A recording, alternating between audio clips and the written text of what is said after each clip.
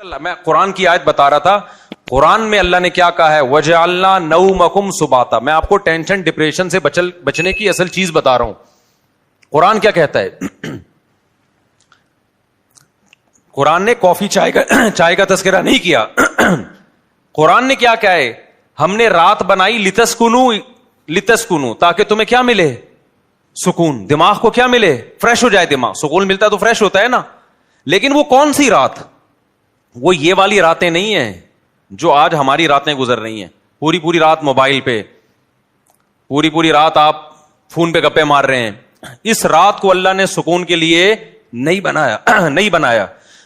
وہ رات بنائی ہے جس کے بارے میں قرآن کہتا ہے وَجَعَلْنَا نَوْمَكُمْ سُبَاتًا. 30ویں پارے کا پہلا رکوع. سب عربی میں کسے کہتے ہیں؟ کاٹنے کو. اللہ کہتے ہیں ہم نے تمہاری نیند کو کاٹنے کا ذریعہ بنایا. کینچی ہے یہ نیند. کیا مطلب کاٹنے کا؟ آپ کا جو اس دنیا سے کنیکشن ہے نا, جو تاریں گئی ہیں جہاں سے اس دنیا کے سگنل آپ کے دماغ میں آ رہے ہیں, نیند ان سگنل کو کیا کر دیتی ہے؟ اس تاروں کو کیا کر دیتی ہے؟ کاٹ دیتی ہے. دیکھو ایک آسان مثال سے بات سمجھاتا ہوں. انسان کے جسم کے ہر پارٹ کو آرام چاہیے کہ نہیں چاہیے؟ بولو. آرام کسے کہتے ہیں؟ آپ کی باڈی کا جو پارٹ کسی کام میں مشغول ہو تو کچھ وقت کے لیے اس سے وہ کام چھڑا دیا جائے, اس کو ریسٹ کہتے ہیں. اٹ از کالڈ, بولو نا, ریسٹ. مثال کے طور پر میں بول رہا ہوں, اب میرے گلے کا کام ہے بولنا. بولتے اگر میں کبھی خاموش ہی نہ ہوں تو مجھے گلے کو آرام دینے کے لیے کچھ وقت کے لیے کیا کرنا پڑے گا؟ خاموش رہنا پڑے گا. ایسا ہی ہے نا. تو گلے سے کام تھا بولنا, اس کا ریسٹ کیا ہے؟ اس سے بولنا آپ چھڑوا دیں تو کچھ وقت کے لیے سکون میں آ جائے گا, وہ دوبارہ بولنے کے قابل ہو جائے گا. کان کا کام کیا ہے؟ سننا. ہر وقت سنتے آدمی کہتا ہے بند کر یار اس کو, تھک جاتا ہے نا کان. یار تھوڑی دیر سکون کا ماحول چاہیے, کچھ نہیں سننا ہم نے. ٹانگوں کا کام کیا ہے؟ ابے بولو نا, چلنا. چلتے ایک وقت آتا ہے آپ کہتے ہیں یار بیٹھ جاؤ یار, کچھ دیر ریسٹ کر لو, لیٹ جاؤ, کچھ آرام دے دو.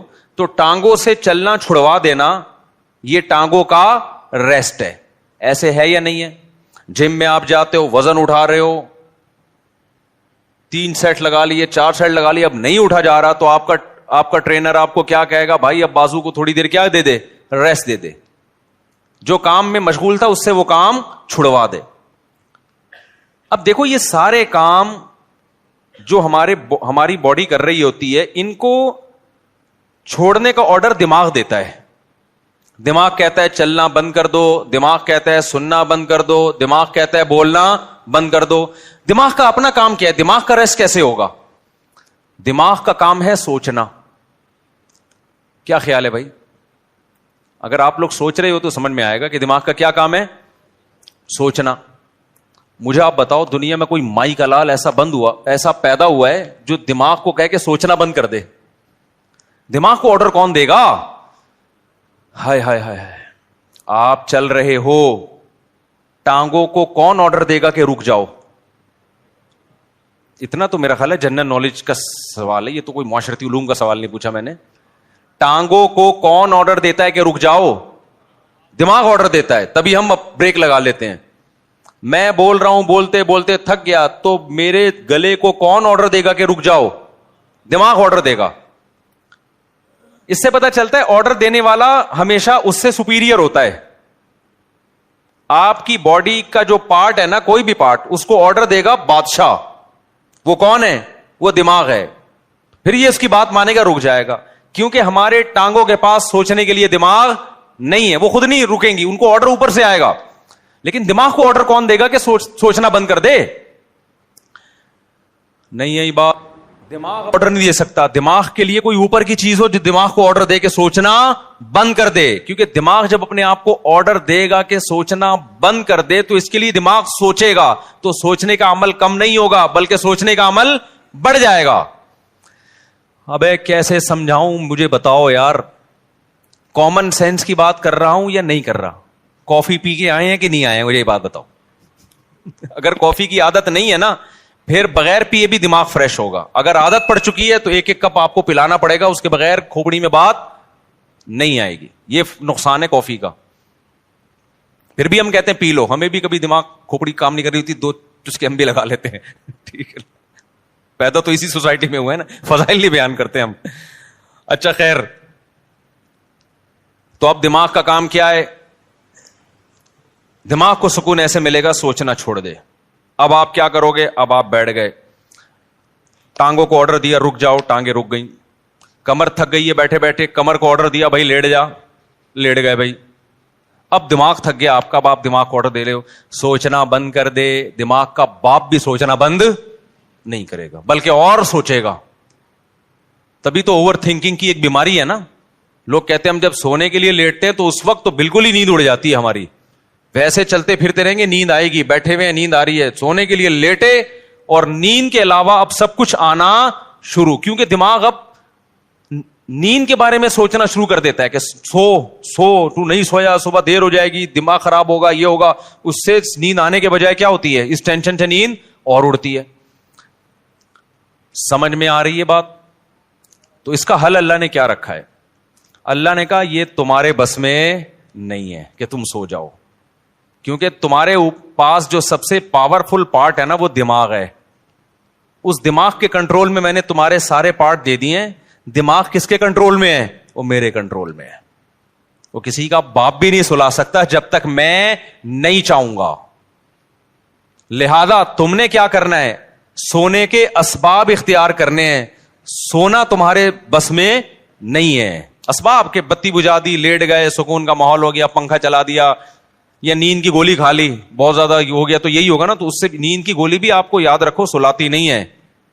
وہ کیا کرتی ہے, آپ کے جو پٹھے ہیں ان کو ریلیکس کر دے گی, خیالات کو مجتمع کر دے گی. نیند ڈاکٹر کہتے ہیں کہ نیند خود سے آتی ہے انسان کو, کوئی دوا نہیں لاتی نیند. دوا یہی ہے کہ وہ اسباب پیدا کر دیتی ہے, اس کے سکون کے اسباب پیدا کر دیتی ہے. لیکن دوا ڈائریکٹ نیند لانے والی اب تک کوئی دوا میری معلومات کے مطابق ایجاد نہیں ہوئی, جو ڈاکٹر کہتے ہیں. تو اب کیا ہوتا ہے؟ اب اللہ تعالیٰ بیچ میں آتے ہیں. اللہ تعالیٰ کہتے ہیں وَجَعَلْنَا نَوْمَكُمْ سُبَاتًا, تم اسباب اختیار کرتے ہو, لیٹ جاتے ہو. ہم کیا کرتے ہیں؟ تمہاری نیند, ایک کینچی لے کر آتے ہیں ہم, کیونکہ ہم جو سوچنا بند نہیں کر رہے نا, وجہ اس کی کہ ہمارے دماغ کا اس دنیا سے کنیکشن ہے. یہ کنیکشن جب تک ختم نہیں ہوگا اس وقت تک آپ سوچنا بند نہیں کر سکتے. آپ جب سونے کے لیے لیٹے, دن بھر کے خیالات ہیں, ابے یہ آیا تھا, یہ ہوا تھا, دوسری شادی, تیسری شادی, میرے بیان کسی نے سنے ہو, ٹھیک ہے نا, شادی نہیں ہو رہی یا ہو گئی ہے تو مصیبت. میرے جس نے بھی بیان سنے ٹینشن میں, وہ بھی ٹینشن میں جس کی نہیں ہو رہی, اور جس کی ہو گئی ہے وہ اس سے بڑی ٹینشن میں کہ یار یہ میں کیا کر بیٹھا ہوں. تو ٹینشنوں میں اور یہ اور وغیرہ وغیرہ 20 قسم کے آپ نکالتے چلے جاؤ دماغ سے. نہیں, اللہ کہتے ہیں میری قدرت کام کرتی ہے. میں کیا کرتا ہوں, اس کے جو لنک ہے نا, جتنے جہاں سے لیڈ آ رہی ہے اس کو, یہ دنیا سے آ رہی ہے نا, یہاں سے اس کے دماغ کا میں کنیکشن کیا کر دیتا ہوں, ساری تاریں, پاور ہی ختم ہو گئی. ارے میرے بھائی, بچہ کمپیوٹر پہ بیٹھا ہو, ہل کے نہ دے رہا ہو, پولیس بلا لی, بیٹا ہٹ جا یہاں سے, نہیں ہل رہا ہو, تو آخری حل آپ کے پاس کیا ہے, وہاں سے پاور کھینچ دو, پاور ہی نکال دو, ایسی کی تار ہی کاٹ دو بیچ میں سے. اب چلے گا؟ اب پہیہ لگا کے تو چلے گا, ویسے نہیں چلے گا کمپیوٹر. تو اللہ میاں بھی کہتے ہیں وَجَعَلْنَا نَوْمَكُمْ سُبَاتًا, ہم نے تمہاری نیند کو دماغ اور اس دنیا کے کنیکشن کا کاٹنے والا, یہ نیند ایک کینچی ہے جو کیا کرتی ہے, تمہارے دماغ کا اس دنیا سے کنیکشن ختم. اصل بات جو میں بتانا چاہ رہا تھا, اللہ قرآن میں کیا کہتا ہے کہ تمہیں سکون دماغ کو اس وقت ملے گا جب کافی پیو گے, نہ چائے پینے سے, نہ چرس پینے سے, ہیروئن پینے سے, نہ دماغ کے سکون کے لیے اللہ نے نیند بنائی ہے, اور وہ والی نیند جو تمہارا اس دنیا سے کنیکشن ختم کر دے. کیونکہ ہم نے بہت سے لوگوں کو دیکھا ہے سو رہے ہوتے لیکن سب پتا ہوتا ہے کہ کیا ہو رہا ہے. اس کا مطلب ان کی نیند نہیں ہوتی ہے. گھوڑے بیچ کے سونے والی نیند کا اللہ ذکر کر رہا ہے قرآن میں. آپ دیکھ لو نا آج کل جو نیندیں ہو رہی ہیں, سو رہے ہیں اور سب سن بھی رہے ہیں کہ ہو کیا رہا ہے, بیگم کیا باتیں کر رہی ہے, کس کی غیبتیں کر رہی ہے, گھر میں ساس کتنے دن سے آگے ٹھہری ہوئی ہے, جا کیوں نہیں رہی ہے, مہنگائی بڑھ رہی ہے, اسٹیبلشمنٹ نے یہ کیا کر دیا اور فلانے نے یہ کیا کر دیا اور مہنگائی کو یہ کیوں ہو گیا وغیرہ وغیرہ 20 قسم کے مسائل، اور سو بھی رہا ہے. ذرا سی بات کرو تو کہتا ہے کیا. اچھا سوتے سوتے بتا رہا ہوتا ہے چپ ہو جاؤ میں سو رہا ہوں. ابے تجھے پتا کیسے چلا اگر تو سو رہا ہے بھائی. کہتا ہے چپ ہو جاؤ میں کیا کر رہا ہوں، سو رہا ہوں. میں ایک دفعہ سو رہا تھا، گھر والوں نے مجھے اٹھایا کہ دروازے پہ کوئی ہے، تو میں نے کہا مجھے اٹھایا کیوں، کیا نیند خراب نہ ہو جائے نا. میں نے کہا نیند تو ہو گئی خراب،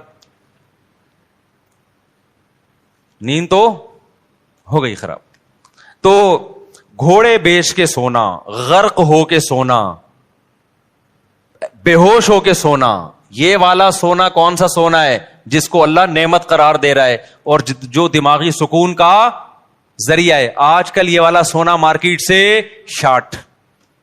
کیوں شارٹ ہے؟ اس میں ہمارے اپنے گناہ بھی ہیں. اب یہ میرا ٹاپک نہیں ہے لیکن غصے پر کچھ 2 ہفتے سے بیان چل رہا تھا نا، تو اس کو بھی لگا دیتا ہوں اسی کے ساتھ. میں نے بتایا تھا نا آج کل جو ہر آدمی توے پہ بیٹھا ہوتا ہے نا غصے میں، اس کی ایک بہت بڑی وجہ کیا ہے؟ نیند پوری نہ ہونا. لوگ کہتے ہیں ہم تو 7-7 گھنٹے سو رہے ہیں. بھائی آپ سو تھوڑی رہے ہیں، 7-7 گھنٹے آپ سونے کی کوشش میں لگے ہوئے ہیں. اس میں کبھی دیکھو 3 کیفیتیں ہوتی ہیں. ایک انسان اس دنیا میں ہوتا ہے اور ایک بالکل قبر میں ہوتا ہے موت کے بعد. ایک بیچ کی کیفیت بھی ہوتی ہے، کچھ برزخ کی چیزیں دیکھ رہا ہوتا ہے اور کچھ اس دنیا کی چیزیں. قرآن سے پتا چلتا ہے یہ ایک بیچ کی کیفیت ہوتی ہے جس میں کچھ یہاں کچھ وہاں. بالکل نیند میں بھی ایسا ہی ہے. اللہ نے نیند کو موت سے تشبیہ دی ہے. نیند میں بھی ایسا ہی ہے، یا تو آپ پورے جاگے ہوئے ہیں جیسے بھی بیٹھے ہوئے ہیں، یا آپ پورے سو رہے ہوتے ہیں. آپ کا اس دنیا سے کوئی رابطہ نہیں ہوتا، کچھ پتہ ہی نہیں ہوتا کون رو رہا ہے کون ہنس رہا ہے، سردی ہے گرمی ہے خزاں ہے طوفان آ رہا ہے نہیں آ رہا. اور ایک بیچ کی کیفیت ہوتی ہے جس میں آدھے آدھے خواب بھی دیکھ رہے ہیں اور آدھے آدھے جاگ بھی رہے ہیں. اس والی نیند سے میرے بھائی سکون نہیں ملتا. تو یہ جو گہری نیند ہے نا، اس کے لیے کچھ کام کرنے پڑتے ہیں جو آج کل مارکیٹ سے شارٹ چل رہے ہیں. اور شریعت پہ عمل کر نہیں سکتے جب تک گہری نیند لیتے نہیں ہو، کیونکہ اسلام میں اخلاق کی بہت زیادہ ویلیو ہے. نبی صلی اللہ علیہ وسلم نے فرمایا انسان اچھے اخلاق کے ذریعے تہجد پڑھنے والے اور کثرت سے روزے رکھنے والوں کے مقام تک پہنچ سکتا ہے. یعنی اس کی زندگی میں تہجد بھی نہیں ہے اور روزے بھی نہیں ہیں، لیکن اخلاق کا اتنا اچھا ہے تو اللہ اس کو کس کے ساتھ حشر کریں گے؟ تہجد گزاروں کے ساتھ. اور حدیث میں آتا ہے کہ ایک تہجد گزار اور کثرت سے روزے رکھنے والا برے اخلاق کے ذریعے جہنم کا ایندھن بن سکتا ہے. حدیث کا مفہوم ہے. کیوں؟ بد اخلاقی کی وجہ سے کبھی بیوی سے لڑے گا، کبھی پڑوسیوں سے لڑے گا، کبھی کمیٹی سے لڑے گا، کبھی امام سے لڑے گا، کبھی مؤذن سے لڑے گا، کبھی اسے پٹا، کبھی گاڑی تھوڑی سی آگے اس کو اٹھا کے ٹھوک دیا. ٹھیک ہے نا؟ تو ساری نیکیاں اس کی کیا ہو رہی ہیں؟ ضائع. کیونکہ ہمیں حدیث سے پتا چلتا ہے کہ جو شخص لوگوں پہ ظلم کرتا ہے قیامت کے دن اللہ بدلہ ایسے لیں گے کہ اس کی نیکیاں اٹھا کے اس کے پلڑے میں ڈالنا شروع کریں گے. حتیٰ کہ ایک گالی بھی ناحق دی نا کسی کو تو اس کے بدلے میں بھی اس کی نیکی کہاں جا رہی ہے؟ وہاں جا رہی ہے. اور جب اس کی نیکیاں ختم ہو جائیں گی تو اللہ پھر کیا کریں گے؟ جس نے ظلم کیا ہوگا بد اخلاقی کی ہوگی اس کے گناہ اس کو دینا شروع کر دیں گے. میں سمجھا پا رہا ہوں اپنی بات؟ تو اس سے پتا چلتا ہے بد اخلاقی بدتمیزی ہر وقت جلے کٹے رہنا نیگیٹو سوچ رکھنا یہ چیزیں اچھے اعمال کے باوجود انسان کو جہنم کا ایندھن بنا دیتی ہیں. اور خوش اخلاقی کے لیے جو میڈیکلی جو ہمارے لیے سب سے زیادہ امپورٹنٹ چیز ہے وہ کیا ہے؟ وہ گہری نیند. تو یہ ہمارے مذہب کا حصہ ہوئی کہ نہیں ہوئی ہے؟ اتنی زیادہ حدیث میں اہمیت ہے نیند کی کہ ایک صحابی آئے, انہوں نے عرض کیا کہ یا رسول اللہ میں ساری رات تہجد پڑھوں گا کیونکہ اللہ نے آپ کی تو ساری خطائیں معاف کر دی ہیں, آپ تو رات کو آرام بھی کرتے ہیں, میں ساری رات تہجد پڑھوں گا, سوؤں گا نہیں. آپ نے فرمایا مر رغب عن سنتی فلیس منی, جو میرے طریقے سے اعراض کرے گا وہ مجھ میں سے نہیں ہے, کیونکہ اصلی و ارقد, میں تو نماز بھی پڑھتا ہوں اور آرام بھی کرتا ہوں. نبی کو معلوم تھا یہ ساری رات تہجد پڑھیں گے نیند پوری نہیں ہوگی, تو پھر آگے نتیجہ کیا نکلے گا؟ آگے نتیجہ یہ نکلے گا کہ وہ تہجد بد اخلاقی کے ذریعے ضائع کریں گے. یہ سمجھتے ہو بات کو؟ تو میں جو نیند اتنا کر رہا ہوں نا, کوئی میڈیکل سائنس کا شعبہ ہی, لیکن میں اس کو اس لیے بیان کر رہا ہوں کہ اس کا مذہب سے بھائی بہت گہرا تعلق ہے. اصلی و ارقد حدیث میں آتا ہے میں تو نماز بھی پڑھتا ہوں اور آرام بھی کرتا ہوں. تم کون ہو بھائی جو نماز ہی پڑھتے رہتے ہو آرام نہیں کرو گے رات کو؟ اور ہمارے نبی صلی اللہ علیہ وسلم کی نیند گہری تھی, اتنی گہری تھی کہ آپ صلی اللہ علیہ وسلم کے ہلکے سے خراٹے کی آواز بھی آتی تھی. جب انسان بہت تھک کے سوتا ہے اور گہری نیند سوتا ہے تو جن کو خراٹوں کی بیماری نہیں بھی ہے ان کے ہلکا ہلکا تیز سانس کی آواز آتی ہے. تو ہمارے نبی صلی اللہ علیہ وسلم بھی جب سوتے تھے آرام کرتے تھے تو آپ سے معمولی خراٹوں کی آواز آیا کرتی تھی. یہ اس کی علامت تھی کہ آپ صلی اللہ علیہ وسلم کی نیند ہلکی نہیں تھی بلکہ گہری نیند تھی. سمجھتا نہیں ہے نا بات کو. اب گہری نیند کے لیے پھر وہ ٹپس ہیں, وہ ڈاکٹروں سے پوچھیں. آپ اس ڈاکٹر سے پوچھیں خود سو رہا ہو ٹائم پہ, کیونکہ ڈاکٹر خود 3-4 بجے کلینک بند کر کے آ رہے ہوتے ہیں. سمجھ رہے ہو نا؟ تو لیکن اس میں چند چیزیں, ورزش کرے انسان, یہ چائے کافی وافی ان چیزوں سے اپنے آپ کو اس عذاب سے جان چھڑائے. اور بہت ہی کچھ شوق ہے تو چائے پی لو, وہ بھی دن میں 2 کپ بہت زیادہ ہے, لیکن ثواب سمجھ کے وہ بھی نہ کرو. اور رات کو انسان جلدی سے رات کو موبائل بند کر کے رکھ دے لاکر میں. موبائل جو ہے نا یہ رات کو دیکھو ہی نہیں, یہ بہت بڑی تباہی ہے. سو جاؤ رات کو, صبح 2 بجے 3 بجے اڑ جاؤ, اس کے بعد نماز پڑھو, تلاوت کرو, اللہ سے دعا مانگو, پھر موبائل دیکھ لو بیٹھ کے. بھائی کوئی مفید چیز اگر آپ نے دیکھنی ہے, کوئی جنرل نالج کی چیز دیکھنی ہے, کسی کا ولاگ دیکھنا ہے کہ میں بیت الخلاء میں بیٹھا ہوا ہوں کیسا لگ رہا ہوں, ٹھیک ہے نا, اس طرح بھی ولاگ بھی ایسے آ رہے ہیں کہ بس جو اٹرم پٹرم اٹھا کے ڈال دو. بس میں جا رہا ہوں, میں نانی کے جا رہا ہوں, میں خالہ کے جا رہا ہوں, میں پپو کے جا رہا ہوں. تو جا رہا ہے بھائی, تو ساری دنیا جاتی ہے, تو پہلی دفعہ تھوڑی جا رہا ہے. چلو کوئی دوسرے ملک میں جا کے ولاگ بنا رہا ہے, آپ نے وہ ملک دیکھا نہیں ہے, تو آپ کا یار بغیر ٹکٹ ویزے کے کنٹری دیکھنے کو مل رہا ہے, پھر بھی سمجھ میں آتا ہے. لیکن ایسے ایسے ولاگرز آ رہے ہیں, ان پہ تو مجھے تعجب اس لیے نہیں ہوتا کہ ان کو پیسہ مل رہا ہے نا, تعجب تو آپ پہ ہوتا ہے کہ یار آپ کے پاس اتنا ٹائم کہاں سے آ گیا.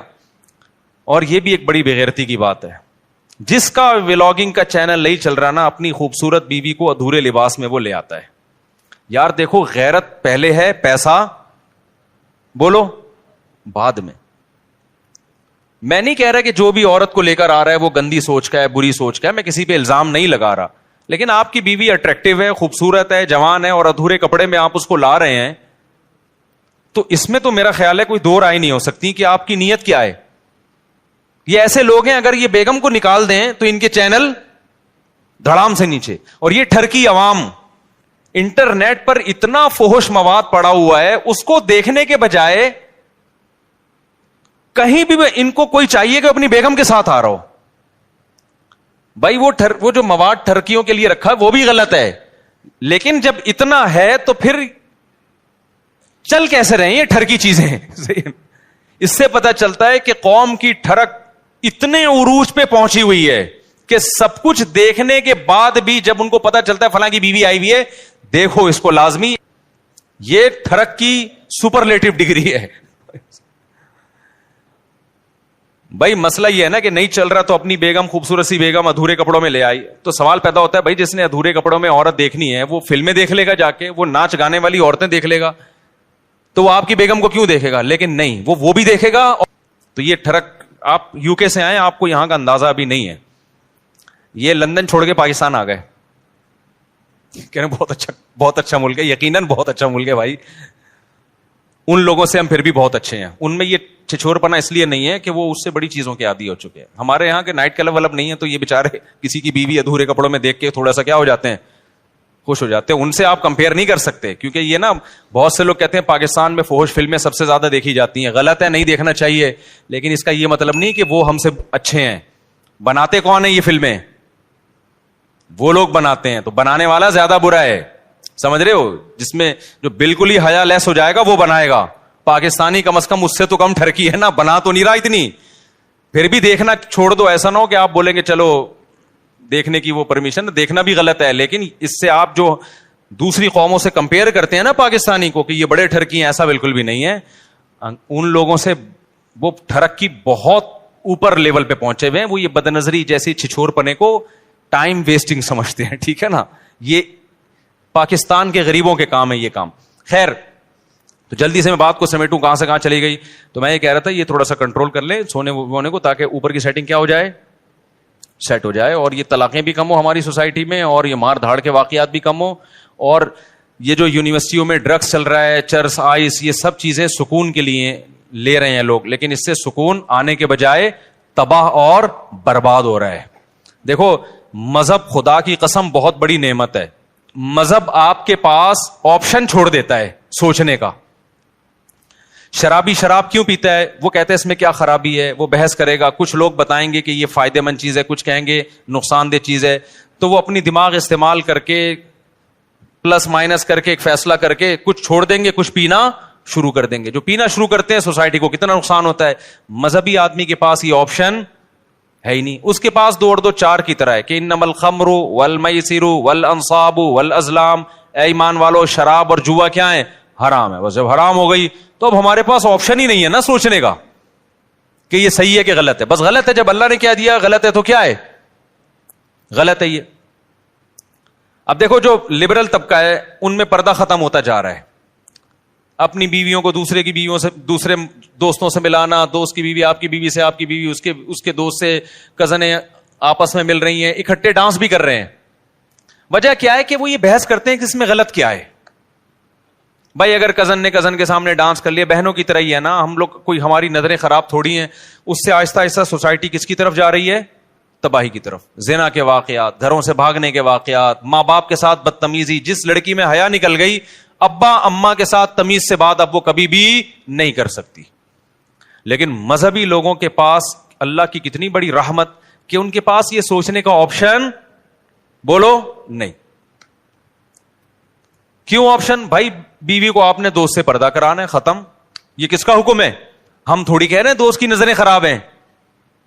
ہو سکتا ہے اس کی نظر آپ سے زیادہ اچھی ہو, وہ نہ بری نظر سے دیکھے, لیکن یہ آپشن ہمارے پاس اللہ میاں نے کیا کر دیا ہے. بھائی جوان بیوی ہے تو آپ کو اپنے دوست سے اس سے پردہ بولو کرانا ہے, ختم. میرے سارے گھر والے میرے بھائیوں سے پردہ کرتے ہیں الحمدللہ. ہماری بھابھی ہم سے پردہ کرتی ہیں. ہم سب جوائنٹ فیملی میں اکٹھے رہے ہیں. ہم لوگ 4 بھائی تھے اور میری والدہ کی 6 بہویں تھیں. یہ بھی ایک پہیلی تھی. حالانکہ 4 بھائی میں بہویں کتنی ہوتی ہیں, 4 بہو. اس وقت 6 بہو. اگر ابھی والدہ زندہ ہوتی تو ایک کیلکولیٹر خریدنا پڑتا ان کو بہوؤں کو گننے کے لیے. خیر, تو ہم ایک گھر میں رہے ہیں اور 4 بھائی اور والدہ کی بہویں کتنی, 6 بہویں. تو سب والدہ کی سب بہویں دیوروں سے جیٹھوں سے پردہ کرتی تھیں. یہ جو لوگ کہتے ہیں نا جوائنٹ فیملی میں پردہ ممکن نہیں ہے, یہ میں نہیں مانتا. ہم نے تو کر کے دیکھا ہے بھائی اپنے گھروں میں الحمدللہ. لیکن ہم نے دیکھا ہے کہ بہت سی لڑکیاں جب دیور سے یا جیٹ سے پردہ کرتی ہیں تو بڑا مسئلہ گھر میں یہ کھڑا ہوتا ہے کہ دیور یا جیٹ کہتا ہے کہ کیا میں تمہیں برا آدمی نظر آتا ہوں جو مجھ سے پردہ کر کے بیٹھ گئی ہو. میں سمجھا پا رہا ہوں اپنی بات. ہماری نظریں کیا خراب ہیں؟ ہمیں باہر دیکھنے کے لیے بہت ساری عورتیں جو آپ پردہ کر کے بیٹھ گئی, ہمیں پتہ نہیں کیا سمجھ رہی ہو. یہ جب بحث گھر میں شروع ہوگی تو آپ پردے کا ماحول نہیں بنا سکتے.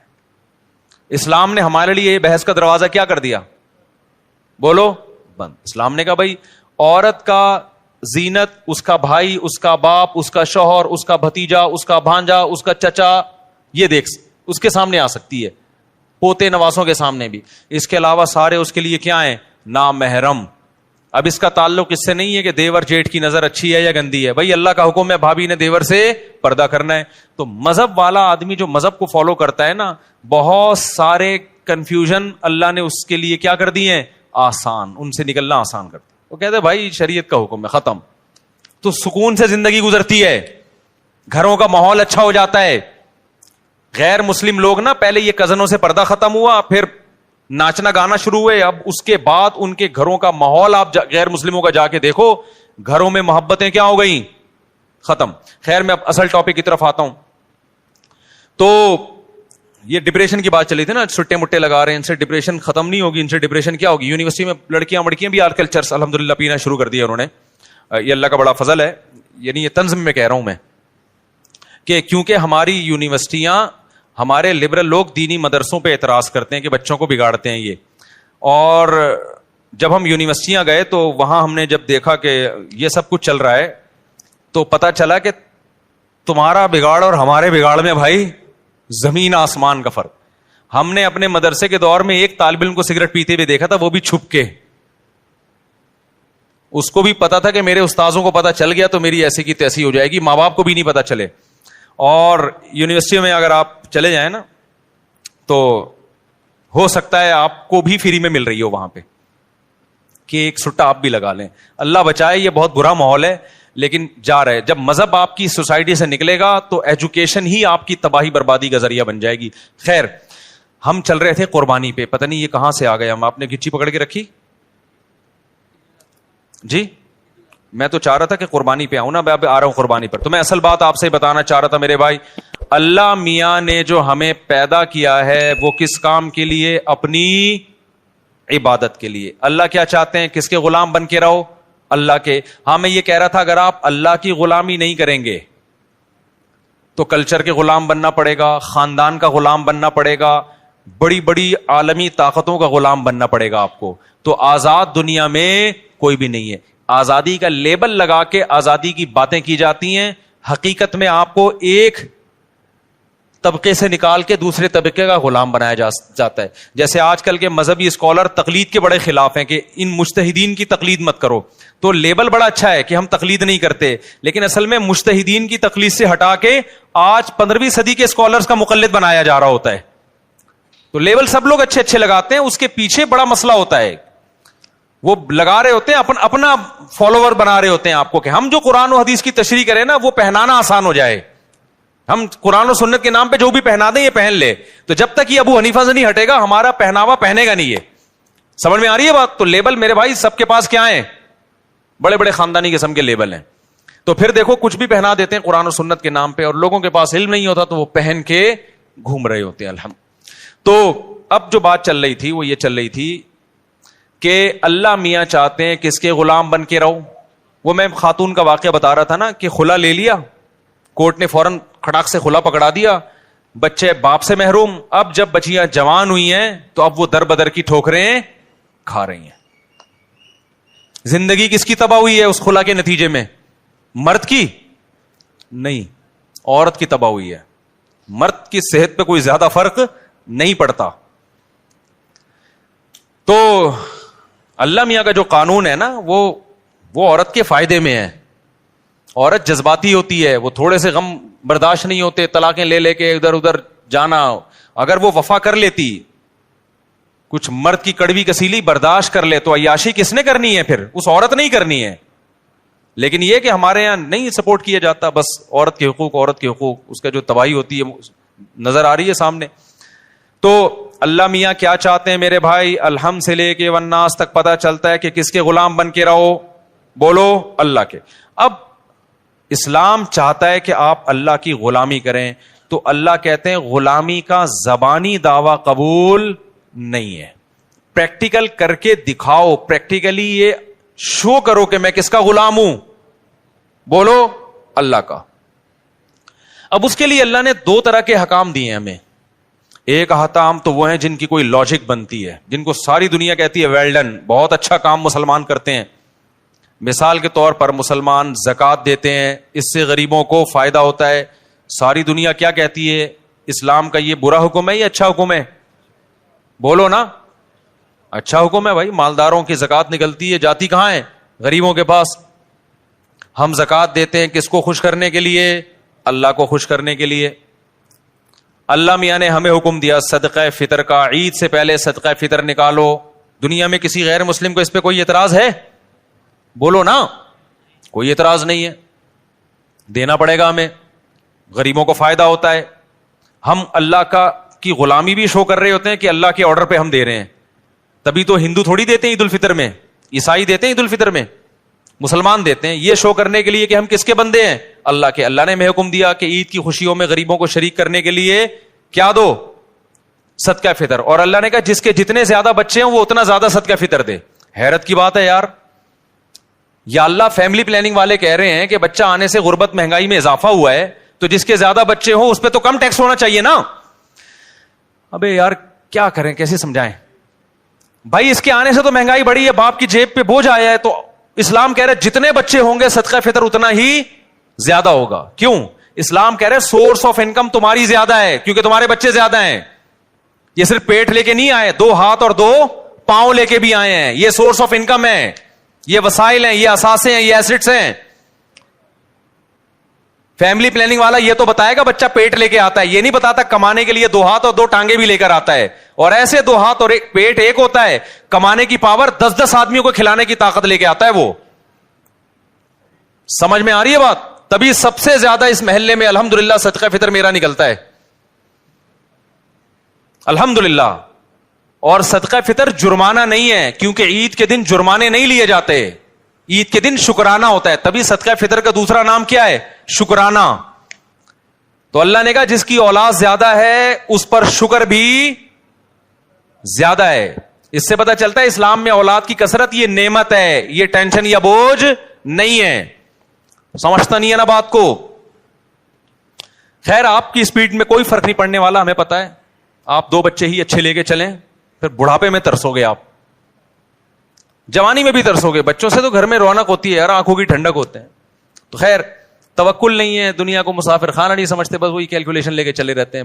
تو پڑے رہو پھر کالو کا لیٹر لے کے, اتنے پیسے ہو گئے, اتنے بچے ہو گئے, اتنی بیویاں ہو گئی, یہ بچ رہا ہے. تو ابے بھائی یہ اس کا تعلق اللہ پہ توکل سے, شادیاں بھی کرتا جا, بچے بھی پیدا کرتا جا, رزق کے دروازے کھلتے چلے جائیں گے, کھلتے چلے جائیں گے. کچھ اللہ بھی تو ہے نا, اللہ کو مانو بھی تو, اور خوش رہو یار. غربت بھی ہے تو کیا ہے, بیسک ضرورتیں الحمدللہ پوری ہوتی رہیں گی. بہت زیادہ ہو گیا نا تو ٹماٹر بیچو گے, یہی ہوگا نا. تو کیا ٹماٹر والے جنت میں نہیں آئیں گے؟ کیوں اپنے آپ کو یہ اتنا فن خان بنا لیا ہے کہ جی میں سفید کالر اور کالر اونچے کر کے میں کیوں ٹماٹر؟ بھائی ٹماٹر والے بھی تو ہوتے ہیں.